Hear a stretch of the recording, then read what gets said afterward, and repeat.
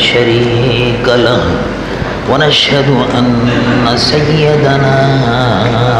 ونبينا وحبيبنا ومولانا محمد صلى الله تعالى عليه وسلم عبده ورسوله الذي أرسل إلى الخلق كافة بشيرا ونذيرا وداعيا إلى الله بإذنه وسراجا منيرا وبشر المؤمنين بأن لهم من الله فضلا كبيرا فهو الحبيب الذي ترجى شفاعته لكل هول من الأهوال مقتحم جاءت لدعوته الأشجار ساجدة تمشي إليه على ساق بلا قدم ومن تكن برسول الله نصرته إن تلقه الأسد في آدمها تجيب يا رب صل وسلم دائما سرمدا على حبيبك خير الخلق كلهم اللهم صل وسلم وبارك على حبيبك ونبيك سيدنا مولانا محمد صاحب الوجه الأنور والجبين الأزهر صلاة وسلاما عليك يا سيدي يا رسول الله قال الله عز وجل في شأن حبيبه مخبرا وآمرا إن الله وملائكته يصلون على النبي يا أيها الذين آمنوا صلوا عليه وسلموا تسليما صل على سيدنا وحبيبنا ومولانا محمد وعلى آله وصحبه وسلم صلاة وسلاما عليك يا سيدي يا حبيب الله اللہ رب العالمین جل جلالہ وعم نوالہ کا فضل و کرم اور اس کا احسان ہے کہ ہم اور آپ اللہ کے گھر میں اللہ تبارک و تعالیٰ کے حضور میں سربسجود ہونے کے لیے حاضر ہیں۔ رب العالمین جل جلالہ وعم نوالہ مجھ گناہگار و سیاہ کار کی اور آپ کی ہماری سب کی اس حاضری کو قبول فرمائے، اور جو کچھ کے بیان کیے گیا اور بیان کیے جائے اس پر مجھ گناہگار و سیاہ کار کو بھی اور آپ کو سب کو ہمیں عمل کی توفیق عطا فرمائے۔ حضرت مولانا نثار الحق صاحب صدیقی دامت برکاتہم، اللہ تبارک و تعالیٰ ان کی عمر میں برکت عطا فرمائے اور ان کا سایہ اہل سنت و جماعت پر تا دیر سلامت رکھے، ایمان اور صحت کے ساتھ ان کو بھی سلامت رکھے اور مجھ گنہگار و سیاہکار کو بھی سلامت رکھے۔ میں حضرت مولانا قاری نثار الحق صاحب کا خصوصی طور پر شکریہ ادا کرتا ہوں کہ انہوں نے اپنے رفقا کے ساتھ کرم فرمایا اور اس فقیر کو مسجد جامع مسجد مصطفیٰ میں حاضری کے لیے ارشاد فرمایا۔ اس وقت میں سفر پر جانے والا تھا، افریقی ممالک کے دورے پر۔ میں نے عرض کیا کہ میں انشاءاللہ واپس جب آؤں گا تو میں حاضر ہوں گا۔ ابھی بھی مجھے جانا تھا، میں آئندہ ہفتے جا رہا ہوں یورپ کے دورے پر۔ مجھے خیال تھا کہ مولانا نے تکلیف فرمائی، کرم فرمایا، یاد فرمایا تو مجھے ضرور جانے سے پہلے کم از کم حاضر ہونا چاہیے،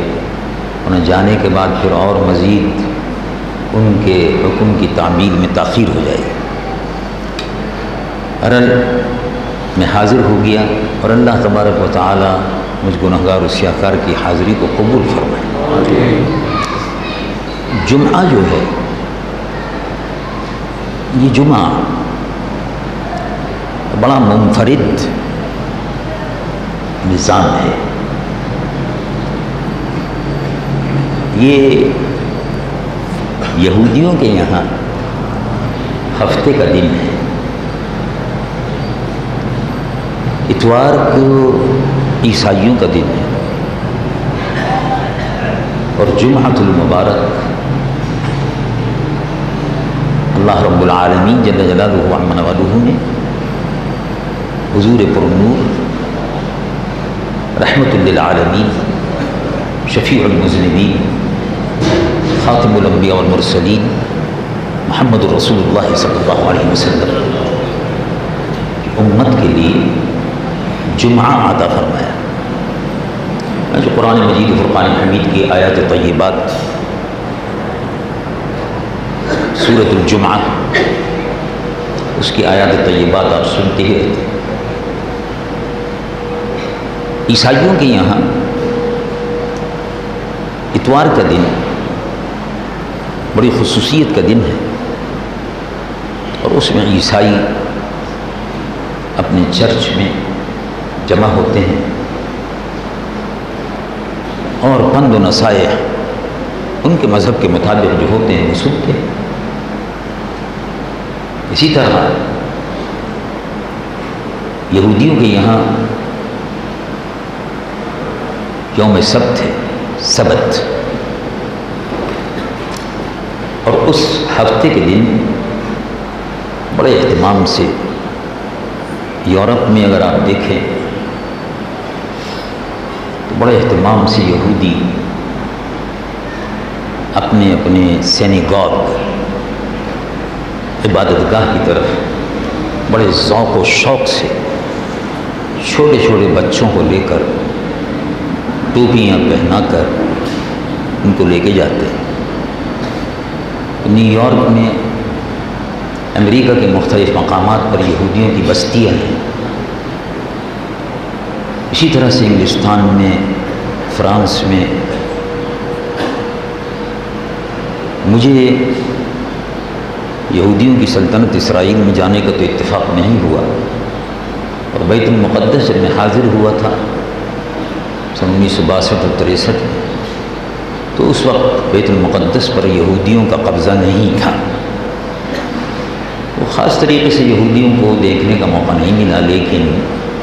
انگلستان میں، امریکہ میں، آسٹریلیا اور فرانس وغیرہ میں اور ہالینڈ میں ان کے اجتماعات کو جس طرح سے وہ جاتے ہیں، بچوں کا ہاتھ پکڑ پکڑ کے لے کے جاتے ہیں، پیدل چلتے ہیں۔ حکم بھی یہی ہے کہ جب عبادت کے لیے جاؤ تو پیدل جاؤ، جب عبادت کے لیے داخل ہو جوتے اتار دو، موزے بھی اتار دو، اس لیے کہ وہ حضرت موسیٰ علیہ نبینا علیہ السلام کو حکم ہوا تھا فاخلع علیک انک بالوادی المقدس طویٰ، اپنے جوتے اتار دیجئے، آپ وادی مقدس میں تشریف لائے ہیں۔ تو اس میں عبادت کی نیت سے جب وہ جاتے ہیں، بہرحال یہ سارے مناظر وہاں دیکھنے کو ملتے ہیں، بڑے اہتمام سے جمعہ ہوتا ہے۔ اس طرح سے ہمارے یہاں بھی الحمدللہ روئے زمین پر مسلمان جمعے کے اجتماعات میں کوشش کرتے ہیں کہ زیادہ سے زیادہ تعداد میں حاضر ہوں، اور ایک پیغام جو اس جمعے میں دیا جاتا ہے اس کو سنیں، تاکہ اس پر ہفتہ بھر کم از کم ہفتہ بھر تو عمل کر لیں جو کچھ سنیں، بلکہ ہونا تو یہ چاہیے کہ وہ زندگی بھر کے لیے وہ سرمایہ بن جائے، لیکن کم از کم ہفتے تک تو یاد رکھ لیں، اس لیے کہ انسان بہرحال اپنی کاروباری مصروفیات میں بھول جاتا ہے۔ بنیادی بات یہ ہے، اسی لیے ارشاد فرمایا کہ اے محبوب صلی اللہ علیہ وسلم امت کو یاد دلاتے رہیے۔ یعنی ایک بات، یہ جمعہ خاص طور سے اس لیے ہے کہ اس میں یاد دلاتے رہیں کہ بھئی اب کیا کرنا ہے، پیغام کیا ہے، قرآن کیا فرماتا ہے، اور حضور پر نور صلی اللہ علیہ وسلم کا اسوہ مبارکہ، سنت مبارکہ قولی ہو یا فعلی ہو کیا ہے۔ یہ تھوڑی بہت ہر خطیب اپنے مقام پر اس سلسلے میں لوگوں کو سمجھاتے بھی ہیں اور بتاتے بھی ہیں۔ تو قرآن مجید و فرقان حمید میں ارشاد فرمایا، رب العالمین جل جلالہ عم نوالہ ارشاد فرماتا ہے وذکر، یاد دلاتے رہا کیجیے، وذکر اے محبوب صلی اللہ علیہ وسلم یاد دلاتے رہا کیجیے، اس لیے کہ بہرحال 24 گھنٹے کی زندگی ہے انسان کی، دنیا کے بے شمار مشاغل ہیں، افکار ہیں، اور آج کے دور میں انسان بعض اوقات مشین بن جاتا ہے، مشین کی طرح سے اس کو کام کرنا پڑتا ہے، دن میں بھی مصروف رہتا ہے، رات کو بھی مصروف رہتا ہے، اور اگر فرصت بھی ملتی ہے تو پھر اس کی اور دوسری مصروفیات شروع ہو جاتی ہیں۔ فرصت کے وقت میں ٹی وی کی مصروفیات شروع ہو جاتی ہیں، وہ ٹی وی بھی اب ٹی وی کی طرح سے مسلمانوں کے ساتھ لگ گیا ہے۔ تو یہ تمام مصروفیات ہیں، اور اس میں بہت سی دینی باتیں جو ہیں وہ آدمی سنتا ہے اور بھلا دیتا ہے، جانتا ہے اور بھول جاتا ہے، مانتا بھی ہے، جانتا بھی ہے، لیکن پھر اس کے بعد وہ بھول جاتا ہے۔ تو ارشاد فرمایا اے محبوب صلی اللہ علیہ وسلم، قرآن مجید و فرقان حمید میں ارشاد فرمایا وذکر، یاد دلاتے رہا کیجیے، وذکر فإن الذکریٰ تنفع المؤمنین، یاد دلاتے رہنا ایمان والوں کو نفع دیتا ہے، یعنی ایمان والے اس سے فائدہ اٹھاتے ہیں۔ آپ یاد دلاتے رہا کیجیے، اے محبوب صلی اللہ علیہ وسلم ان کو بتاتے رہیے، ان کو یاد دلاتے رہیے۔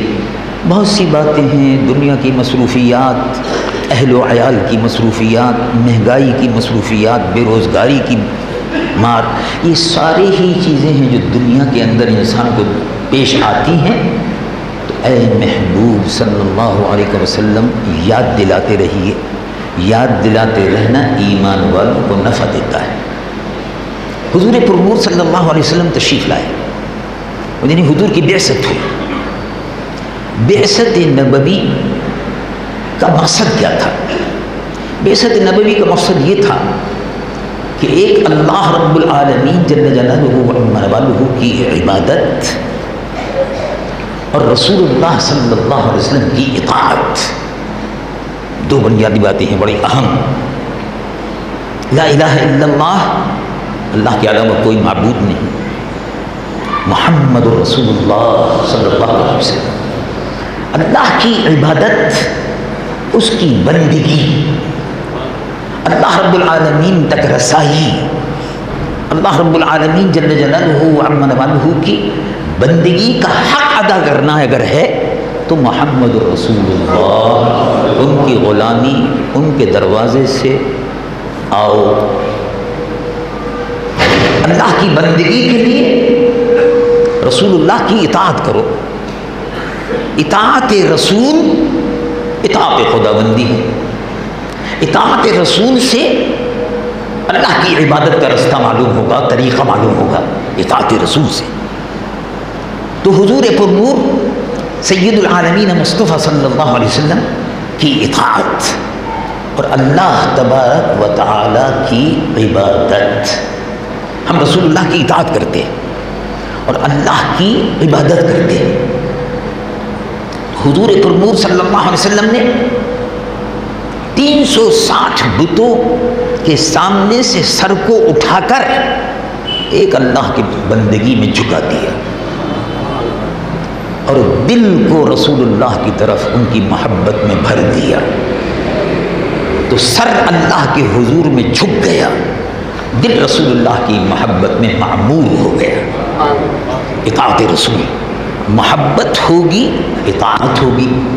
اطاعت اور محبت۔ تو حضور پر نور صلی اللہ علیہ وسلم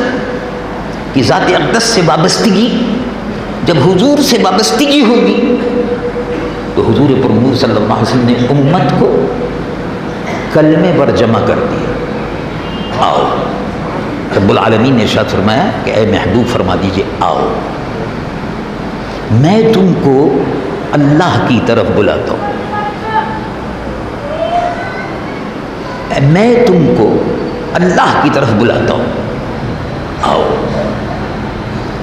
میں تم کو اللہ کی بندگی کی طرف بلاتا ہوں، آؤ میرے پاس آؤ۔ بندگی کا راستہ میرے ہی دروازے سے ملتا ہے، بندگی کا راستہ میرے پاس سے ملتا ہے۔ بندگی اگر اللہ کی کرنی ہے تو اطاعت میری کرنی ہوگی، پیروی میری کرنی ہوگی۔ اطاعت میری کرو گے، اللہ کی بندگی اور اطاعت خود بخود ہو جائے گی۔ چنانچہ ارشاد ہوتا ہے قرآن مجید و فرقان حمید میں، رب العالمین جل جلالہ عما نوالہ ارشاد فرماتا ہے ومن یطع الرسول ومن یطع الرسول فقد اطاع اللہ، اور جس نے رسول اللہ کی اطاعت کی اس کو یہ سمجھ لینا چاہیے اور یقین رکھ لینا چاہیے کہ اس نے اللہ کی اطاعت کر لی، اللہ کی بندگی میں آ گیا۔ رسول اللہ صلی اللہ علیہ وسلم نے سب سے پہلے لوگوں کو دعوت دی کہ تم ایک اللہ کے بندے ہو، اور جو اللہ کی بندگی میں آتا گیا، رسول اللہ کی پیروی کے ذریعے سے آتا گیا، وہ رسول اللہ کا امتی بن گیا۔ غور فرمائیے، جو اللہ تبارک و تعالی کی بندگی میں آتا گیا تو وہ رسول اللہ صلی اللہ علیہ وسلم کی پیروی کرتا گیا تو اللہ کی بندگی میں آتا گیا۔ تو جس نے رسول اللہ کے دامن کو تھاما وہ رسول اللہ کا امتی ہو گیا۔ اب جو رسول اللہ کا امتی ہے اس کا مقام اور مرتبہ رب العالمین نے بیان فرمایا کہ اب تم رسول اللہ کی امت ہو گئے، تم رسول اللہ کی پیروی کرنے لگے، تم رسول اللہ کی اطاعت کرنے لگے، تم رسول اللہ کے دربار سے ہوتے ہوئے ہمارے پاس آئے ہو، تو اب تمہارا مرتبہ بہت بلند ہو گیا۔ معمولی بات نہیں ہے، معمولی بات نہیں ہے، تمہارا مقام بہت بلند ہو گیا۔ تم امت ہو، تم اب امت ہو، امت رسول اللہ کی امت ہو۔ اب یہ تمہاری پہچان ہے کہ رسول اللہ کی امتی ہو، یہی پہچان زندگی میں رہے گی، اور یہی پہچان قبر میں بھی ہوگی، اور یہی پہچان جب حشر میں اٹھو گے تو یہی پہچان ہوگی، غلامی محمد رسول اللہ، امت محمد رسول اللہ صلی اللہ علیہ وسلم۔ چنانچہ